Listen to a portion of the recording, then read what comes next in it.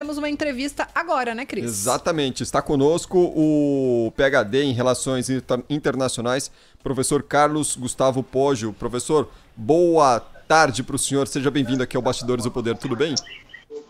Tudo bom. Vamos ficar de boa tarde, então. Boa tarde. Boa tarde. Boa tarde, professor. Boa tarde, Bruna, Cristiano. Prazer falar com vocês. Era mais fácil quando tinha horário de verão, né, professor? Porque aí não tinha erro nessa época. Aí não tinha dúvida. Não é? Mas enfim. Hoje tivemos a posse de Joe Biden, professor. As cerimônias estão se estendendo, ainda o Joe Biden caminhando em direção ali à Casa Branca. Deve ser uma maravilha você sentar ali no Salão Oval, né, a primeira vez, deve dar uma sensação maravilhosa. Mas o que o senhor acompanhou hoje? Que avaliação que o senhor faz das primeiras palavras de Joe Biden, os primeiros posicionamentos do novo presidente americano? Olha, Cristiano, eu acho que o que ficou muito claro, não há nenhuma dúvida de que o tema central do discurso do Joe Biden foi a questão da união. Ele utilizou essa palavra diversas vezes, diria que perdeu a maior parte do seu discurso tentando fazer algum tipo de apelo à união pelos americanos. A razão disso é que o Joe Biden sabe que talvez o principal desafio que ele tem pela frente é o desafio de enfrentar uma sociedade fraturada. A sociedade americana está não apenas polarizada, mas está profundamente fraturada. Isso é resultado de anos desse processo de polarização, que significa que os partidos se transformam quase que em tribos, né? E as tribos não pensam muito em termos de políticas comuns, elas pensam mais em termos de seguir o chefe, seguir o cacique, a sua tribo prevalecer sobre a outra tribo, né? Então, esta política tribal me parece que é o principal desafio que o Joe Biden tem pela frente. Ele não vai ter um Congresso, uma maioria muito folgada, né? Vai ter apenas no Senado 50-50 com o voto de Minerva da Kamala Harris. Quando você precisa dos 50 senadores para votar um projeto, significa que você precisa manter muita coesão no seu partido, né? Então ele tem para enfrentar uma sociedade fragmentada, ele tem que enfrentar um Congresso fragmentado e terá muitas dificuldades políticas pela frente, né? Só para dizer o seguinte, Donald Trump ele não é o criador desta fissura na sociedade americana, ou da polarização na sociedade americana. Isto vem antes dele. Ele, na verdade, ele é uma criatura disso, ele é produto disso, né? O Donald Trump ele soube instrumentalizar esta profunda polarização na sociedade americana e aprofundou isso bastante. Isso me parece que é o principal desafio do Joe Biden. Eu confesso que sou um pouco cético quanto à capacidade do Joe Biden mudar isso muito rapidamente, né? Ainda que mudando o discurso já seja um alívio, em termos de mudanças mais profundas, mais estruturais, eu acho que vai demandar um pouco mais do que discursos inspiradores. Agora, esse discurso, professor, era um discurso já, de certa forma, esperado?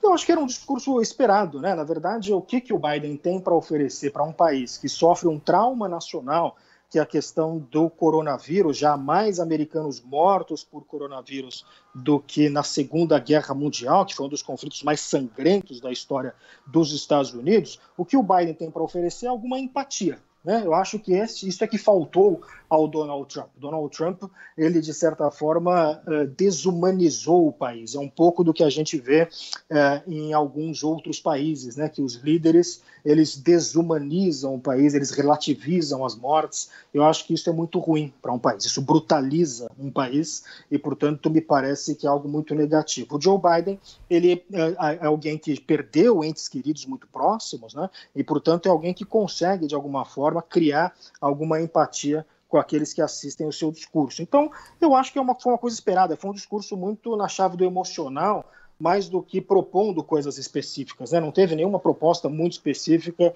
que também não é muito comum nesse tipo de discurso, mas ficou muito na chave de criar alguma empatia pedindo união para os americanos. O professor, nesse trabalho que o Biden terá pela frente, pelos próximos 4 anos, que papel o senhor acredita terá Kamala Harris nessa gestão? Olha, a escolha do vice-presidente, se a gente olhar nos vices anteriores, né, o vice que o Obama escolheu, que o Bush escolheu, tanto o Bush quanto o Obama, eles eram políticos bastante inexperientes, né, especialmente do ponto de vista da política externa. Então, qual foi a escolha do Bush e do Obama? Foi por vices mais experientes do que eles, né, para buscar obter alguma experiência com esses vices. O Bush chamou o Dick Cheney e o Obama chamou o Joe Biden, né, que já era alguém bastante experiente àquela altura. O Biden, por ser alguém com mais experiência, ele não precisou recorrer a um vice experiente. Então, ele conseguiu chamar a Kamala Harris, que não tem experiência no executivo, né, uma senadora de primeiro mandato, já tem alguma experiência como procuradora da Califórnia, mas não é exatamente alguém que a gente conhece muito bem as suas posições, né, mais amplas, né? Por exemplo, a gente viu que ao longo das primárias ela mudou algumas vezes de opinião. Também parece que é alguém que ainda precisa amadurecer no cargo. Portanto, a grande vantagem da Kamala Harris, que permitiu ao Biden escolher a Kamala Harris, é que ela representa o futuro do partido. Eu acho que o Joe Biden aponta para o passado do partido. A Kamala Harris ela aponta para o futuro. O Partido Democrata é um partido de demografia muito diversa e, portanto, a escolha da Kamala Harris com toda a sua, tudo aquilo que ela representa, eu acho que é importante do ponto de vista simbólico. Nesse primeiro momento, né, eu acho que a gente tem que aguardar um pouco para esperar do ponto de vista prático como que a Kamala Harris vai se portar. Eu creio que ela vai aprender muito e muito rapidamente ao longo do processo dela como vice-presidente. Professor, desde a campanha, Joe Biden sinalizou alguns focos da política e algo de política externa. Ele deve falar bastante sobre meio ambiente. Essa deve ser uma questão nos próximos 4 anos. Veio da campanha, agora há diversos especialistas também já cravando que Joe Biden deve focar no meio ambiente. E aí entra o Brasil. O senhor não acredita que o Brasil vai precisar se ajustar para evitar possíveis sanções? O que a nova gestão, a gestão Joe Biden, vai exigir do governo Bolsonaro? Essa é uma excelente pergunta, Bruna. Veja, não há dúvida nenhuma, a gente conhece muito bem qual que é a agenda do governo Biden. O Biden não esconde isso de ninguém. Ele chamou alguém muito próximo a ele, que foi o John Kerry, que foi candidato a presidente pelo Partido Democrata em 2004, para ocupar um cargo ligado à questão do meio ambiente. O Partido Democrata já vem falando sobre isso, portanto, essa é uma agenda que está muito presente no Partido Democrata. Como você disse, o Biden falou sobre isso ao longo da campanha, né? Ele citou, inclusive, o Brasil quando falou de meio ambiente. Então, essa é uma agenda que ele vai trazer, né? Contrário do Trump, que privilegiava a questão econômica, o Biden vai trazer outros temas para a agenda internacional. Meio ambiente, direitos humanos são alguns deles, né? Agora, a grande questão, a grande incógnita que a gente tem aqui, porque nós sabemos como o Biden atua, o Biden é alguém experiente, a gente conhece a equipe do Biden, a gente sabe a agenda que ele tem, o que a gente não sabe é como o Bolsonaro age do ponto de vista de política externa. Curiosamente, a gente não conhece muito sobre a política externa do Bolsonaro, para além do fato de que ele é um grande fã do Donald Trump.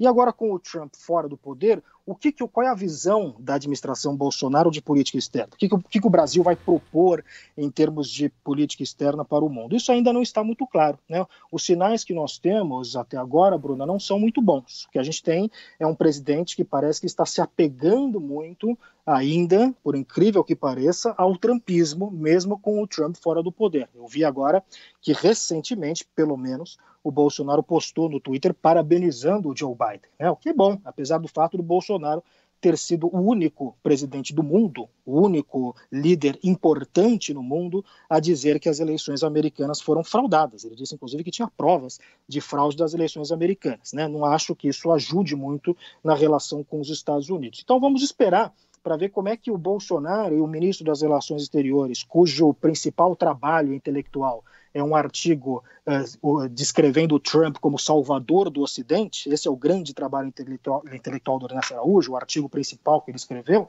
como é que o Ernesto Araújo vai se comportar também. E os impactos disso daqui para frente a gente vai ter que sentir, né, professor? Principalmente relações comerciais, principalmente, afinal o Brasil tem gerado atritos para tudo quanto é canto do planeta, né? Eu não sei exatamente, volto a me perguntar qual que é a estratégia de política externa do governo brasileiro, porque o Brasil vai conseguir a proeza de arrumar confusão com a Argentina. Veja que o Bolsonaro, pelo menos recentemente, se encontrou com o presidente argentino, mas a Argentina que é um parceiro tradicional, histórico do Brasil. Confusão com a União Europeia, confusão com os Estados Unidos, confusão com a China, né? Eu não sei exatamente que tipo de estratégia que existe aí, se é que existe alguma estratégia. Sei que outro dia o Ernesto Araújo disse que não liga do Brasil virar um pária internacional. Então parece que nesse sentido eles estão sendo muito bem sucedidos. Professor, o Donald Trump disse que vai voltar de alguma forma ao deixar Washington. Um recado que tem um projeto político para os próximos anos? Não há dúvida, Bruna, e o Trump deixou todas as dicas nesse sentido, que ele pretende continuar ser um líder político relevante, ser um ator político relevante. Isso ele deixou muito claro. O Trump, eu já vinha falando sobre isso há muito tempo, ele não é um líder de um partido político, ele não é nem um republicano tradicional, ele já foi democrata, ele já foi independente, ele não é um republicano tradicional, portanto não é um homem de partido, ele é o líder de um movimento. Ele mesmo falou isso no seu discurso de despedida, né? Ele disse, o nosso movimento continua. Isso é inédito, né? Assim como o Trump é um presidente muito diferente, ele vai ser um ex-presidente muito diferente. É inédito na história dos Estados Unidos um ex-presidente que lidera um movimento. Então ele vai continuar uma figura importante, mesmo fora da Casa Branca, liderando esse movimento, ainda que o seu capital político tenha sido muito diminuído com aquela invasão ao Capitólio. Então esse chamado trumpismo, esse movimento radical da direita americana, segue vivo sem Trump no poder.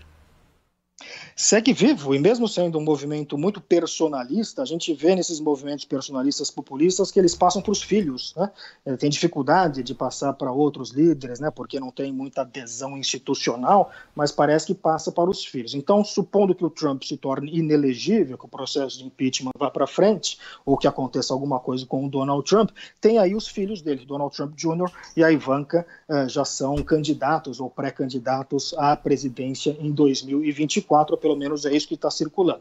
Uma outra alternativa que também circulou é fundar um terceiro partido em torno da figura do Trump, que, de acordo com notícias que chegam da imprensa americana, se chamaria Partido Patriota. Aí seria uma mudança, um giro, né? Um carrinho, né, professor? Um 360 ali, um 180 na política americana, porque tradicionalmente a gente tem esses dois partidos estabelecidos, né?